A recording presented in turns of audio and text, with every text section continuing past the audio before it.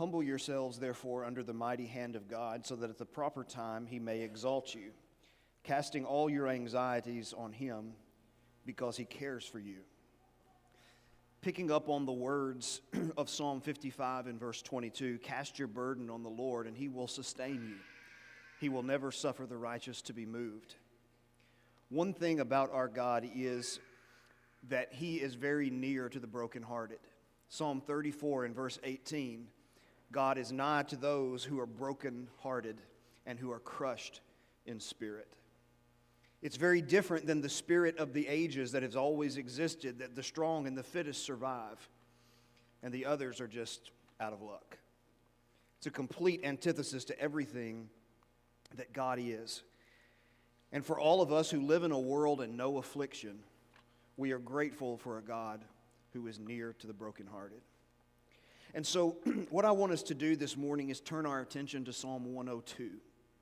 We have studied this psalm probably a couple of years ago, but I want us to come back to it and re-examine it maybe in a little bit different light as we think about some things that are going on in this. And this morning we're not going to get into the psalm a lot.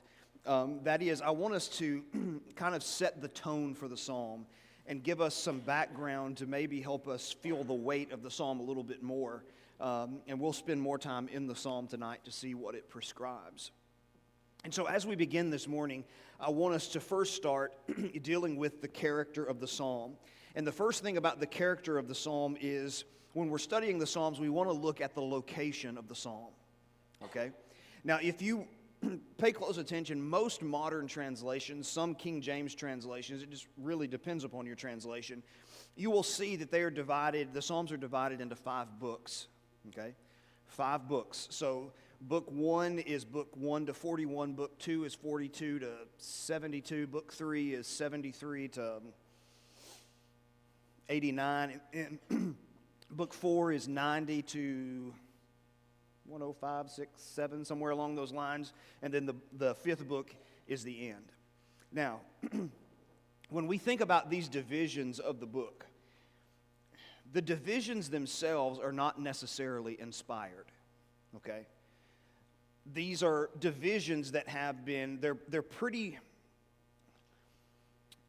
ancient, and so they've been pretty much accepted.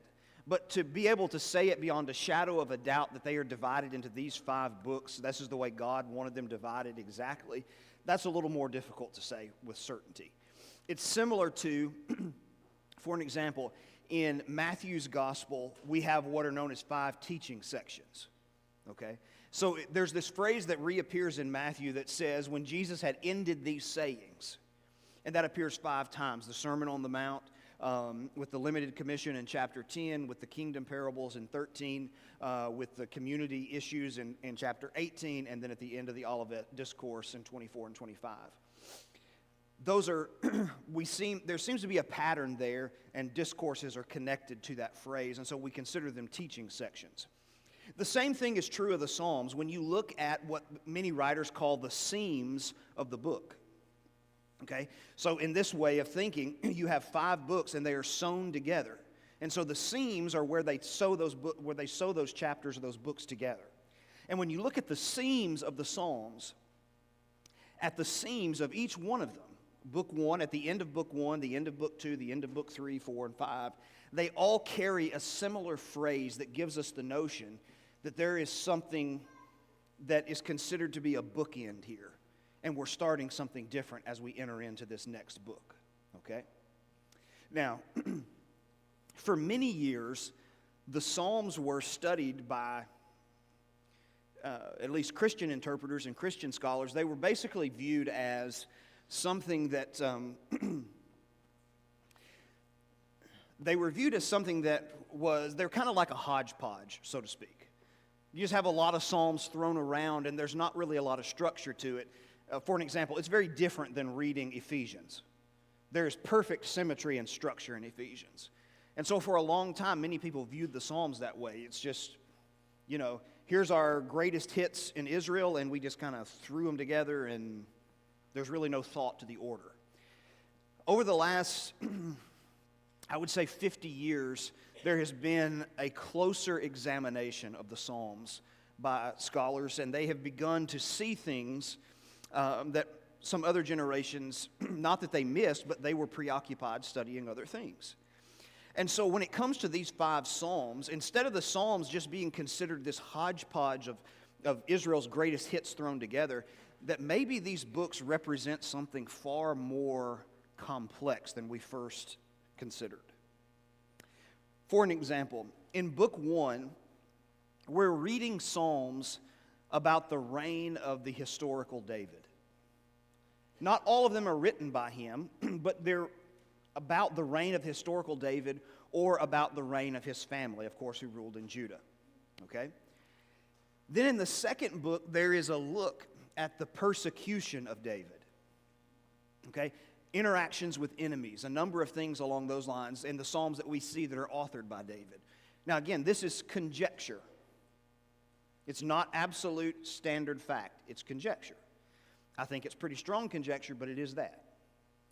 Then in Book 3, you see the fall of the house of David. Psalm 89 is very pivotal in understanding this whole thing. You remember that in 2 Samuel 7, God had made a promise to David that one would always sit on his throne. But Psalm 89 is the psalmist struggling with that promise based upon present circumstances, and it seems as if the present circumstances are the fall of the nation of Israel. Okay? So then beginning in Psalm 90 forward, Psalm 90 begins with a prayer of Moses, an intercession of Moses. And so in this section, it's considered like Moses, the great lawgiver, is praying for the Davidic house once again. Okay? And then in the final section, it focuses on the restoration of Israel. And so there seems to be a plot and a storyline as to how these things are put together. It seems that there was a great deal of thought, which shouldn't surprise us as people who hold the inspiration, that there was a great deal of thought in putting Psalms together to communicate a message. Okay? Now, why is that significant to us when we're thinking about its location? Well, first of all, before we study any psalm, the first question to ask is, where is it located?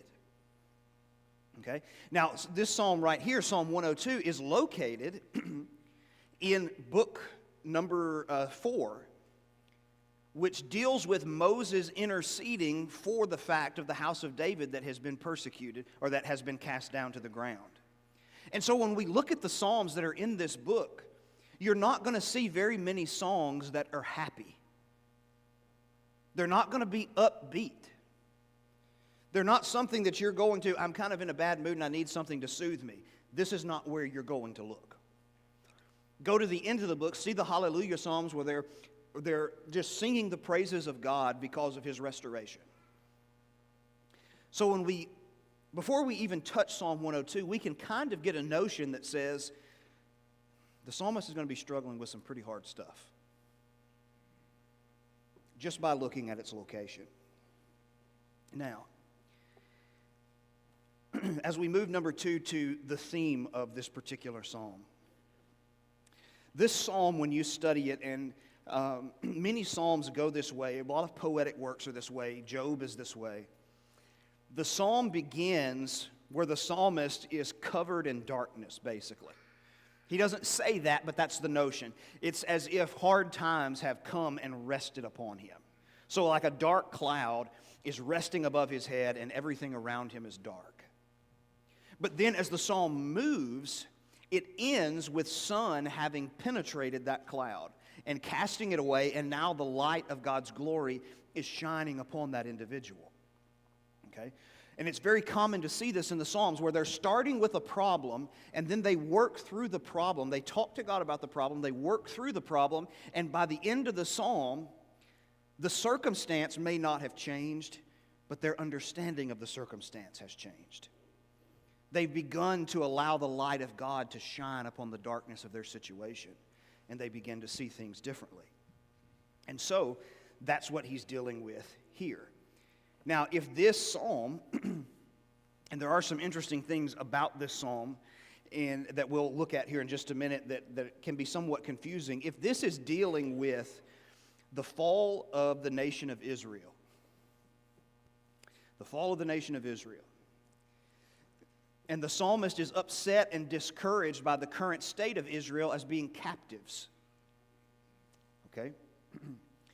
Then, okay, let's just put ourselves in the shoes of the psalmist. I am a faithful Jewish captive.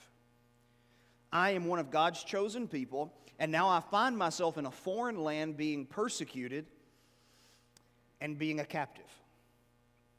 But God had promised me, and He had promised our nation, that someone from David would always be reigning and that we would always prosper in the land of Israel. But here's the thing. What God has said in His Word and what I am experiencing look like they're two different things. He promised peace and prosperity. Now we've got judgment and persecution. And so this psalm is the psalmist wrestling with the tension. You see, on this side, it's pulling him this way.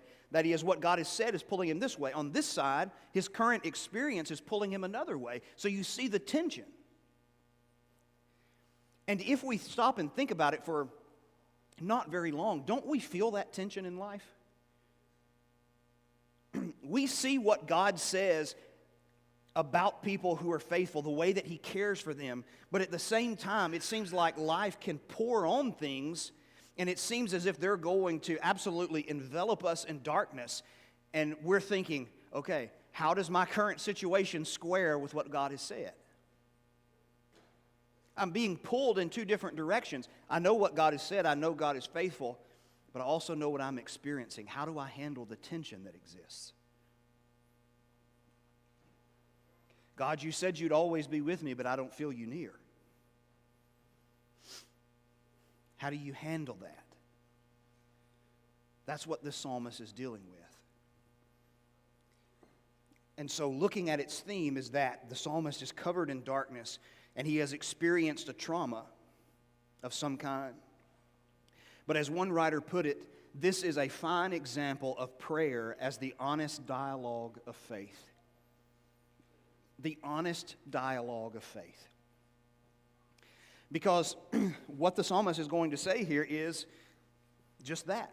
He's going to talk to God about the tension that he feels. This is what you promised. This is what I experience. Why are they different? What am I missing? What am I not seeing?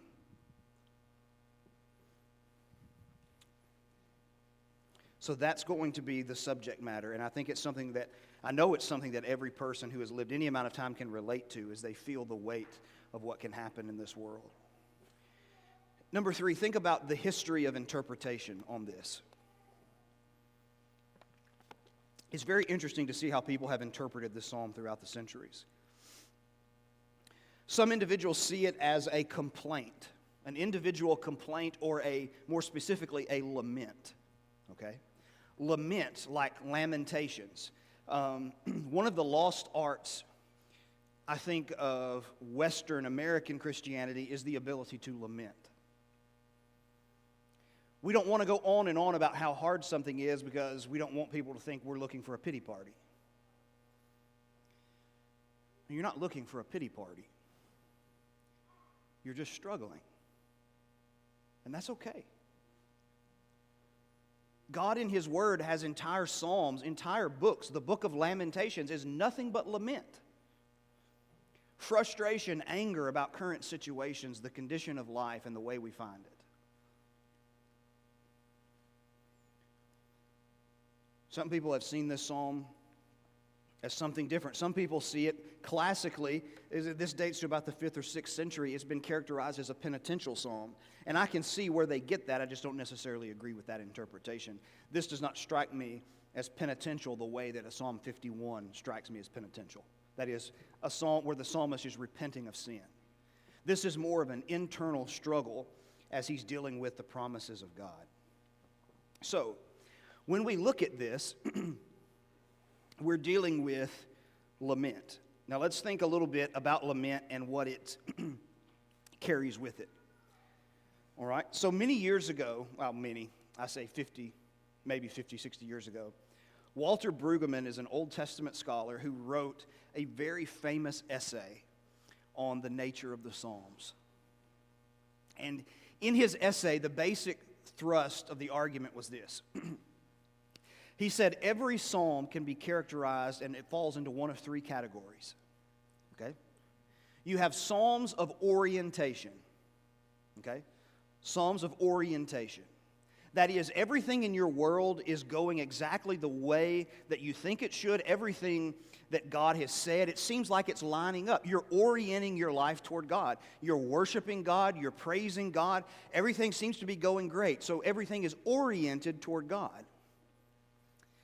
But then the second group categorization is psalms of disorientation. Disorientation. It's no longer like the orientation where everything is fine and great and going the way that we think it should go, but now something about that oriented world has been crushed. And what happens when things happen in life and they hit us hard and we can almost feel disoriented by them, right? Disoriented. Had an elder one time, he was a businessman, and he had a partner that, he stuck him with a big bill and he ran with his money. And we were talking about it one day, and he said, Brad, it took me 2 or 3 years to even get my head on straight after that happened. He said, business deals I would make, he said, I bought a business. I came home, my wife looked at me and said, what in the world are you thinking? He said, business has always been easy to me, but my partner, when he betrayed me, when he turned his back on me, when he stuck me with a bill, tried to break me, I was so disoriented. It took me 2 or 3 years to get my head back on straight.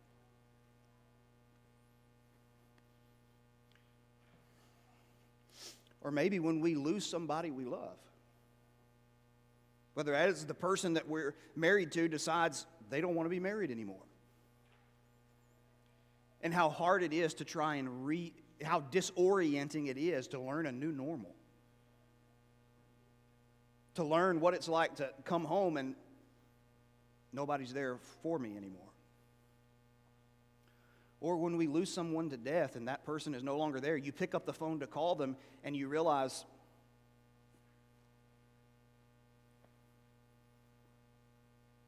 they're not there. You see, that's disorienting. Something has come in and has crashed the normal.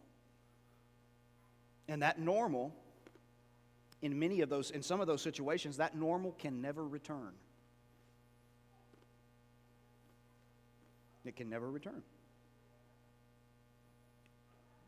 But then you have number 3, Psalms of reorientation.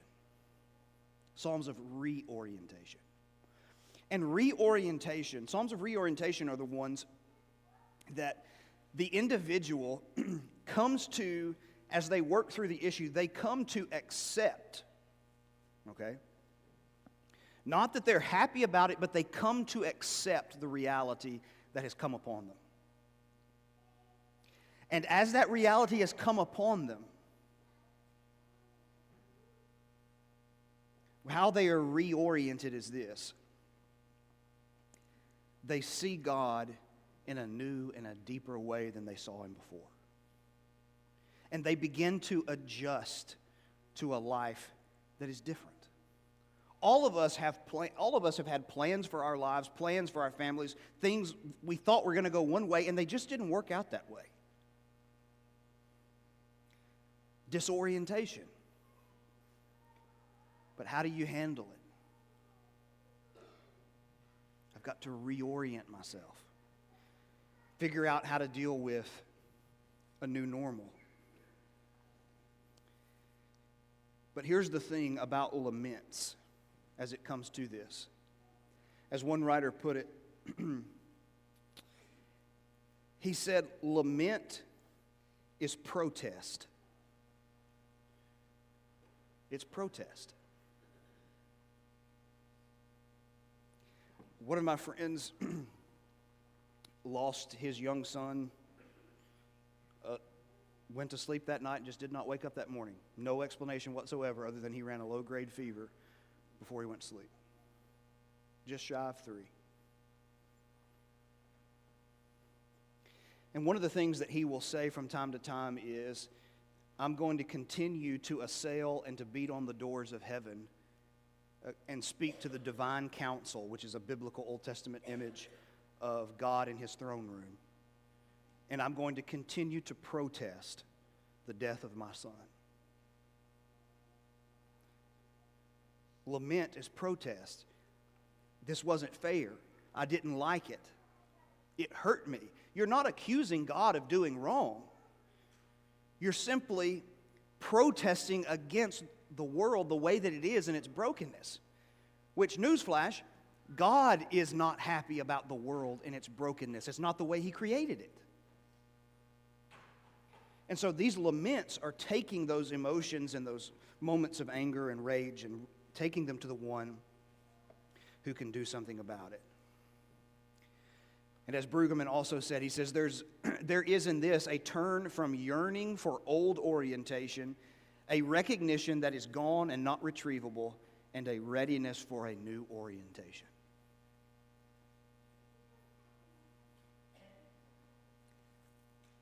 So what does it mean? As one of my teachers who lost his son in a car accident when he was 19, talking about grief, he said, you lose someone you love, you don't ever get over it. You get through it.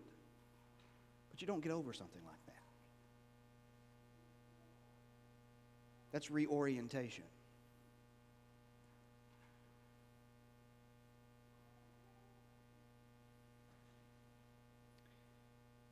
This is why, for so many reasons, the Psalms are in our Bible. Because it's hard for you to turn a page and read from one psalm to the next where when they're struggling or when they're on the top of a mountain or anything in between that you can't see yourself in them. That you can't feel the weight. And sometimes we always want to look back and try and see the historical backdrop to the psalm, and that's interesting. It's fine and good. But sometimes I think the Psalms don't have a historical backdrop because they're meant to be timeless.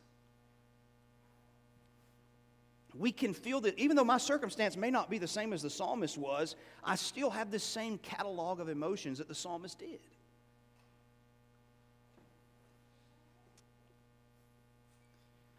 And so this psalmist is lamenting.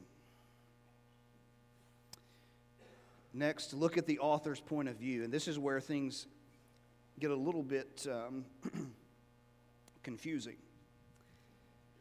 So for an example, in the first 11 verses, just go and read verse 1. Hear my prayer, O Lord, and let my cry come to you. We're speaking in what? First person. The psalmist is talking about himself. Okay? But then when you come to the second half of the psalm, he begins to talk about Zion, the city of Jerusalem. He begins to talk not about the individual, but about the community.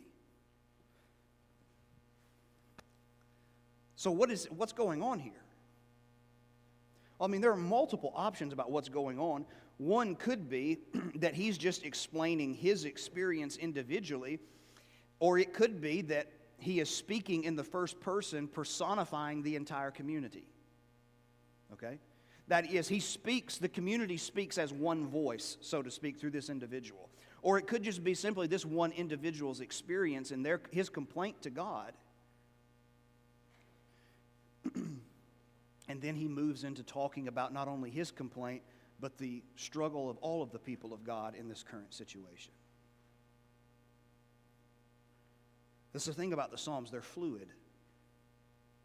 It's not like reading the technical writings of Paul. These are poetry. Meanings are fluid. So you have an author's viewpoint. Then there's one other thing before we're done. And that is dealing with the movements of the psalm. Actually, two other things real quick. The movement of the psalm. The way the psalm is broken down is like this, and this is how we'll study it tonight as we look at it in more depth. Verses 1 through 11 are the individual complaint of the psalmist. Okay? Verses 12 through 24 deal with his concern for Israel, for Jerusalem. And then verses 25 to 28 deal with what we'll call a crescendo. Everything has been moving. You know, the crescendo in singing and music is the sound steadily getting louder and louder and louder. And so he's struggling and struggling and struggling, and then finally everything reaches its apex as he begins to praise God in the difficulty. Then I want us to end with this, and that is the superscription. You'll notice in your Bible at 102, it will read something along these lines. A prayer of one afflicted when he is faint and pours out his complaint before the Lord. That's the way the ESV reads it. Now, here's the thing about these superscriptions. The most common consensus is that the superscriptions are not inspired. It seems thereon in every manuscript of the Old Testament we have, especially the oldest ones in the Dead Sea Scrolls, these superscriptions are there. So we know they're very old. But to call them inspired, I don't know that I could go that far. But they are deadly accurate. Okay? Now look, because this is a perfect characterization of this particular psalm. A prayer of one afflicted. It says, when he is faint, or some translations will say overwhelmed. He's faint. He just can't, you've got this thing that's captivating your mind, and you think about it, and there's not a moment that goes by in the day you're not thinking about it. And you're completely overwhelmed by the thought, or you're just absolutely worn out by the thought. How does this square with what God has said? How does this square with what I'm experiencing? It doesn't seem fair. It's not right. This is unjust. And you think about it and think about it and think about it and think about it and think about it till you, to be honest with you, you just can't think anymore.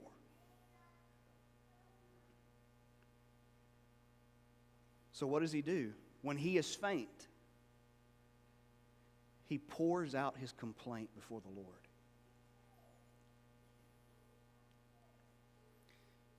The image is that of an offering where you poured out your drink offering.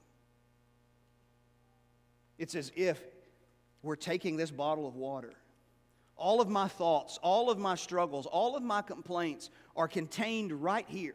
Everything that I'm thinking, everything that I'm feeling, everything about this situation, what's angering me about it, what's frustrating about it, what's unjust about it, and I take it, and it's like I just verbally throw it up right at his feet.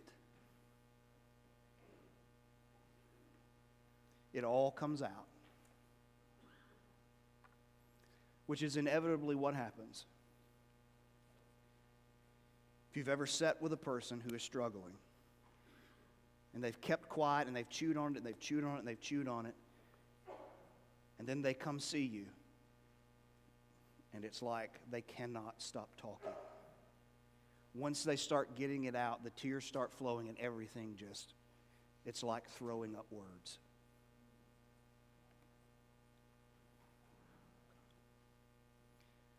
But notice to whom the psalmist is taking this.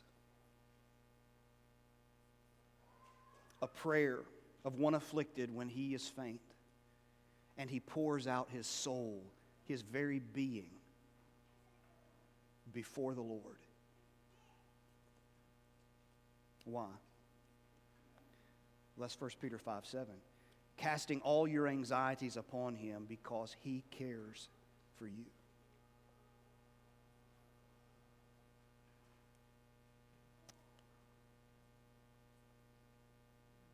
God cares for the afflicted.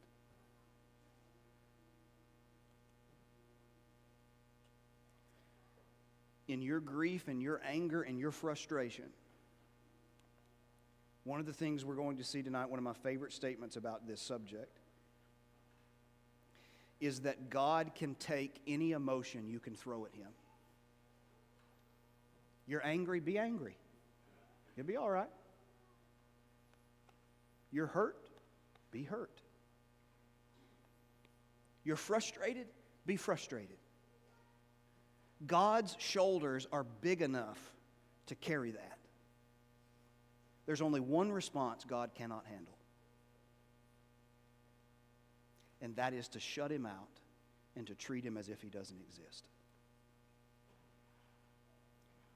And the reason why that hurts him so much is because when we hurt, he is drawn to us in a special way because he has a special place in his heart for people who hurt. And the whole point of sending Jesus into the world was to bring wholeness and fullness back to humanity the way it was supposed to be in the beginning.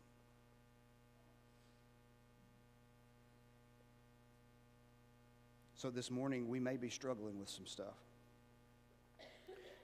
We may be struggling with our sin. The psalm begins, "Hear my prayer, O Lord, and let my cry come to you. Do not hide your face from me in the day when I am in trouble."